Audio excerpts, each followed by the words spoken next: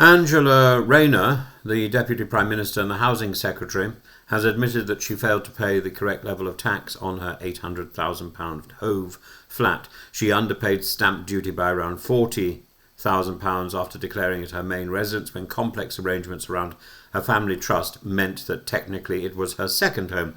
This is not a minor story. It touches on legality, morality, hypocrisy and public trust in politicians. So let me set out the main points, and I think there are about 6 of them, so bear with me. First of all, the admission itself. Rayner has Sky News that reports about her not paying enough were accurate. She's insisted the mistake was based on legal advice, which turned out to be wrong. She has now referred herself to the independent ethics advisor and says she will fully cooperate with HMRC to pay what is due. Her language was emotional. She admitted being in shock, devastated, and said she had even considered resigning. Secondly, the family context. She argues that her complicated living arrangements, divorce, children living in Ashton-under-Lyne, and a trust set up to support a disabled son make the legal situation unclear. A court order had previously prevented her from explaining the arrangements publicly.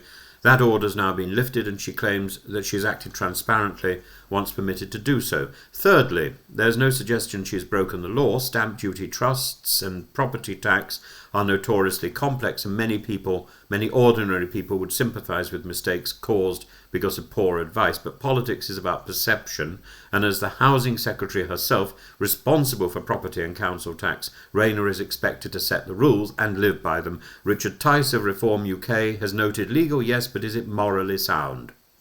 The fourth point is the hypocrisy one, and this is the most dangerous for Rayner. She called for Nadim Zahawi to be sacked over his tax affairs in 2023, saying ministers should uphold the highest standards.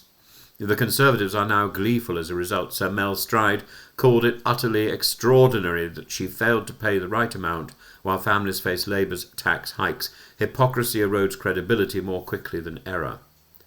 As for the political fallout, Sir Keir Starmer has defended her robustly, calling her a great British success story, but the timing is awkward. Only this morning, or only yesterday, he said that he stands by her absolutely.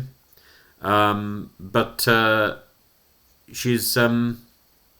trails Reform UK in some polls. Rachel Reeves faces a critical budget in November at precisely that moment when Labour needs discipline and clarity. This scandal muddies the waters.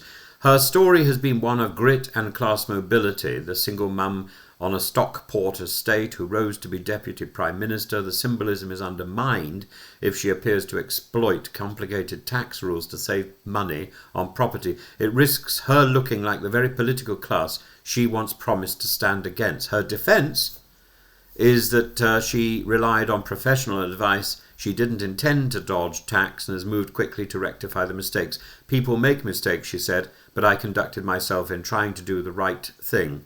That's a reasonable defence, but in politics, contrition and correction may not be enough if the charge is hypocrisy. The case highlights 2 broader truths. First, the Byzantine complexity of UK property and tax law, where trusts, inheritances and family arrangements can bewilder even experienced lawyers. Second, the ruthless nature of modern politics. Personal lives, children and private griefs are dragged into the spotlight when public money and trust are at stake. And so finally, I would say Angela Rayner's admission is shocking, not because it shows corruption, but because it punctures her carefully crafted image of integrity and working class authenticity. The question is not whether she pays the £40,000 bill, she will, but whether she can repair the damage to her reputation and whether Starmer is willing to risk keeping her in office as Labour faces mounting pressure.